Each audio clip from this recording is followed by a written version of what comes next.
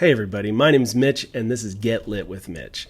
I am a literary agent with the Fed agency and I am here to talk today about how to pitch me your query letter. What's going to get me to read it? What's going to get me intrigued enough to respond to you? And what's going to ultimately get you to sign a literary agent? So join me as I discuss the 5 tips that are going to be key to being a successful author and get a literary agent.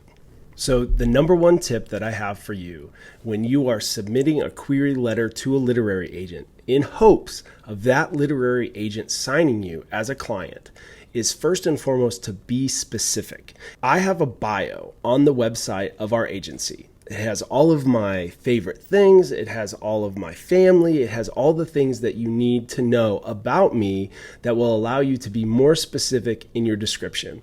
So when you send me an email, whether it's to the info box or whether it's specifically to me, I get it and I read the first few sentences. And if they aren't enough focused on exactly what you're talking about, I will no longer read it.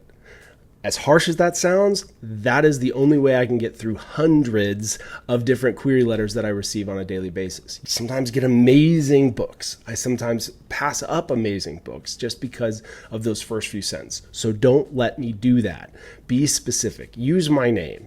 Make sure you connect the book and why I would be the best agent for you, and those things will intrigue me. I'm a huge Cubs fan, so those are ultimately things that you can use to get me connected to you. So make sure you are specific. That is what's going to ultimately get you an appointment with me so that we can talk about your book. The second strategy to get me to read your query letter, if you want a literary agent to look at your book, make sure you are short and sweet.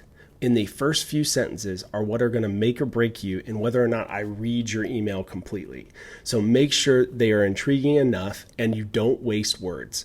That is ultimately going to be the easiest way for you to get my attention. Now, those first few sentences are going to be key. Tell me who you are, why you're emailing me, and why I would be intrigued by your story. What I care more about is the person, not necessarily the manuscript. So if you tell me a little bit as to who you are and why you're there, what intrigues me most about story is the person behind the story. So make sure you're short and sweet and you add those pieces. The third strategy to get me to read your query letter, do not include the manuscript. I know this seems counterintuitive to what you're saying is, hey, I want you to understand where my book is. I want to understand what it means to be a published author, but I will not read it. I'm sorry. I'm sure it's amazing. I'm sure you have all the great words in there.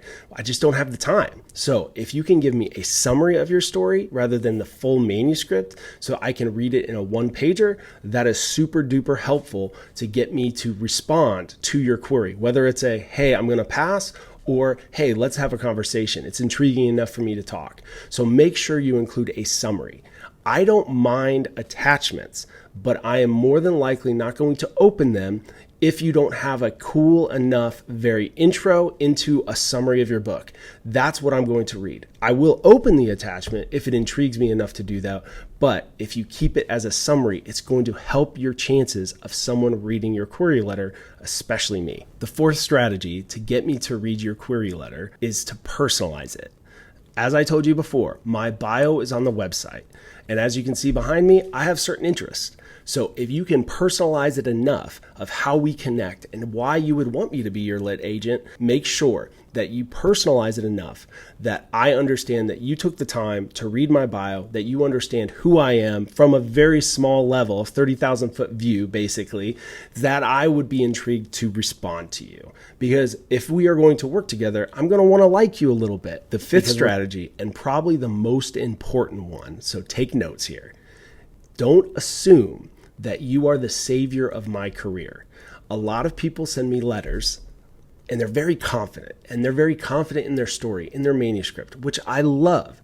But a lot of the times they come across too cocky, too ego-driven. This is something you can't pass up. These are words that I hear. These are something you can't pass up, that you would be making a mistake not looking at my manuscript. Your book can be good, but if you come across like you are the savior of the literary space, we know that that's not necessarily true. So make sure you come with a position of a little bit humility, with a dash of confidence that will allow me to understand that you're a relatable person that I'll get along with as well. I hope these 5 strategies were helpful, and I hope that I get to see your query letter in my inbox in the near future. This is Get Lit with Mitch. Please like, subscribe, comment, reach out with any questions. Let's see you on the path to becoming a published author.